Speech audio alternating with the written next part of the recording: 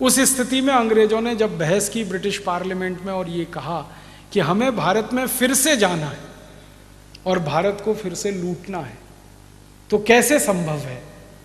तो जो अधिकारी जिंदा बचकर यहां से लंदन वापस गए थे, तो उन्होंने कहा ये एक ही रास्ते से संभव है कि भारत के कुछ राजा भारत की कुछ रियासतें अगर अंग्रेजों की मदद करें तभी अंग्रेज दोबारा भारत में जा सकते हैं।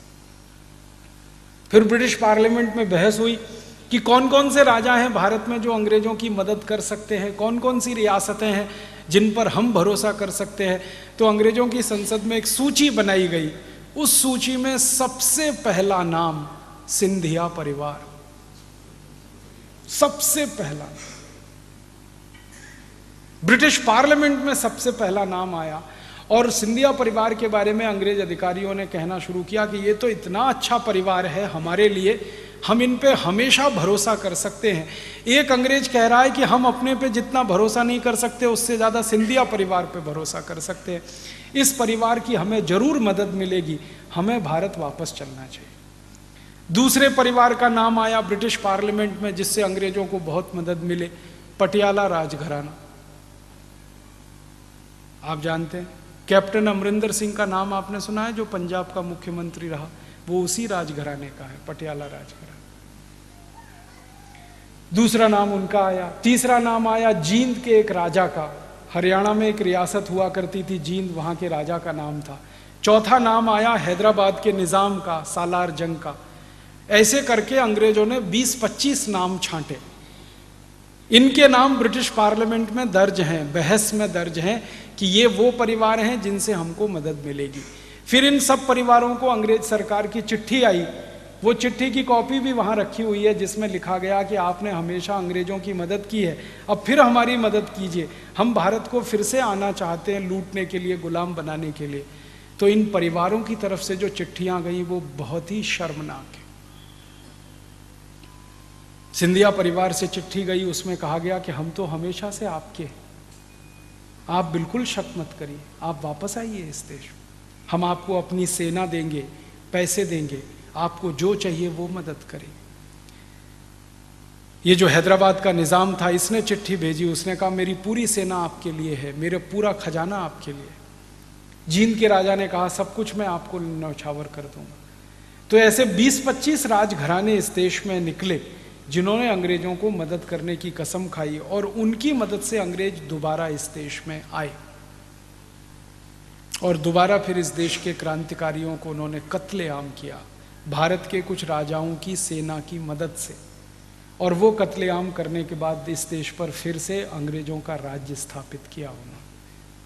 और दूसरी बार जब राज्य स्थापित किया तो वो कंपनी का नहीं था, अंग्रेज सरकार का राज्य स्थापित किया। उसके पहले इस देश में 100 साल कंपनी का राज चला, ईस्ट इंडिया का। उसके बाद अंग्रेजी सरकार की स्थापना हो गई इस देश में। और जब अंग्रेज सरकार फिर से बन गई इस देश में, तब बहस हुई ब्रिटिश पार्लियामेंट में कि अब हमें भारत में कुछ भी करना है तो कानून बना के करना है। अब तक हम बिना कानून बनाए काम करते थे, अब जो करेंगे वो कानून बनाकर करेंगे। क्यों? तो अंग्रेजों ने आपस में एक दूसरे को कन्विंस किया, वो ये कि दुनिया का कोई भी देश जब भी हमसे कहेगा कि आप भारत को लूट रहे हैं, बर्बाद कर रहे हैं, तो हम जवाब देंगे हम तो भारत में कानून का शासन स्थापित कर रहे हैं।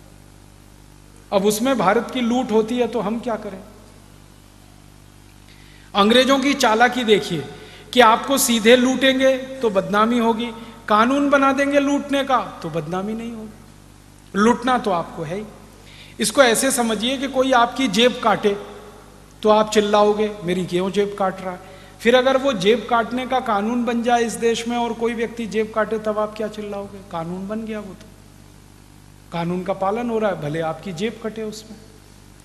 तो अंग्रेजों की संसद ने जो कानून सबसे पहले बनाए वो कानूनों के बारे में कहना चाहता हूं कि अंग्रेजों की संसद में पहली बहस हुई कि 1857 की लड़ाई में भारत ने जो क्रांति की है उसमें पैसा कहां से आया, क्योंकि उस समय की क्रांति में करीब 480 कोटि रुपए खर्च हुए, 480 करोड़ रुपए खर्च हुए 1857 की क्रांति में।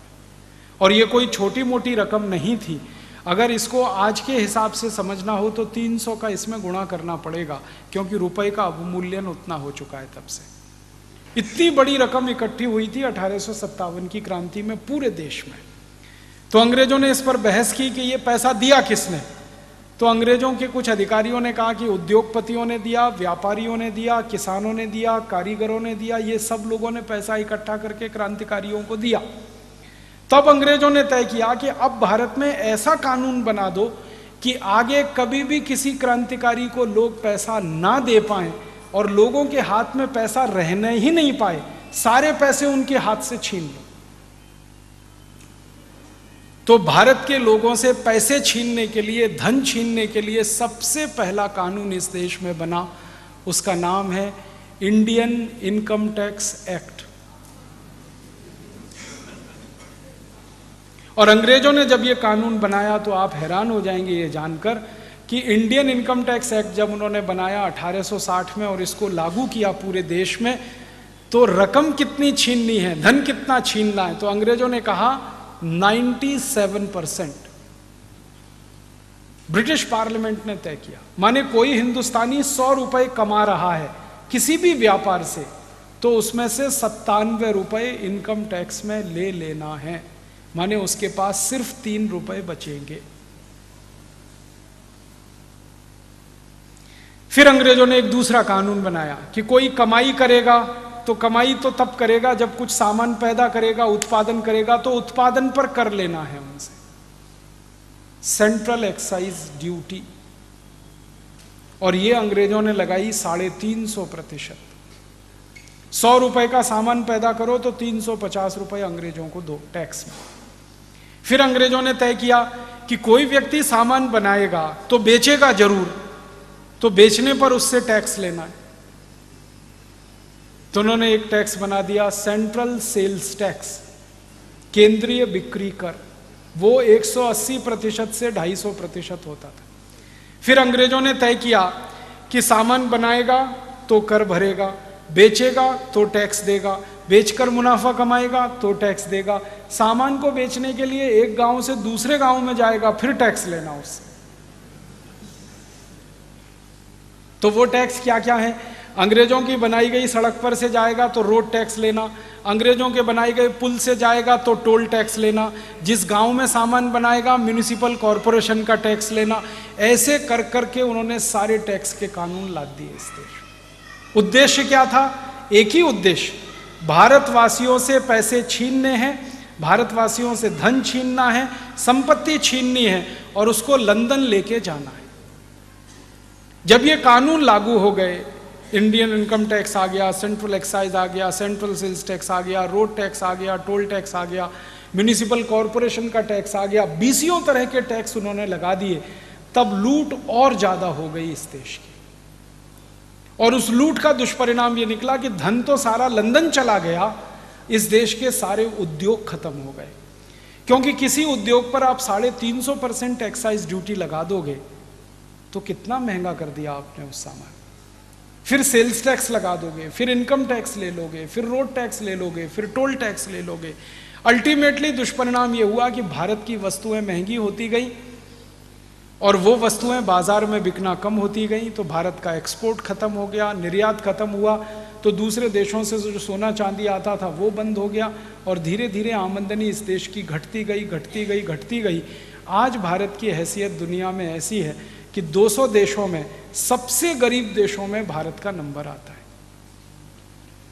आज से थोड़े साल पहले तक दुनिया के 200 देशों में सबसे अमीर देशों में भारत का पहला नंबर आता था।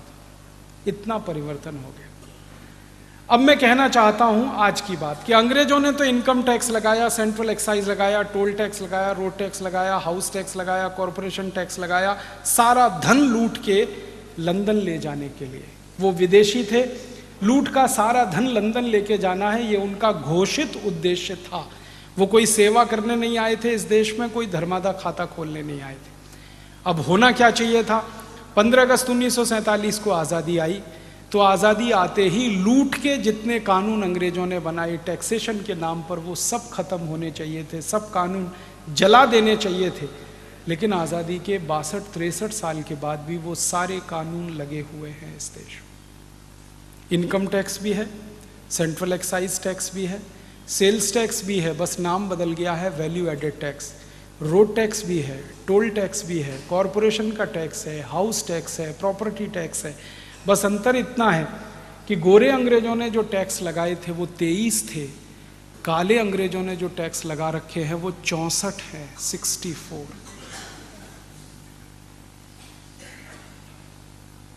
गोरे अंग्रेज लूट लूट के सारा धन टैक्स के माध्यम से लंदन में जमा कर रहे थे, ये काले अंग्रेज आपसे धन लूट लूट कर स्विट्जरलैंड में जमा कर रहे हैं।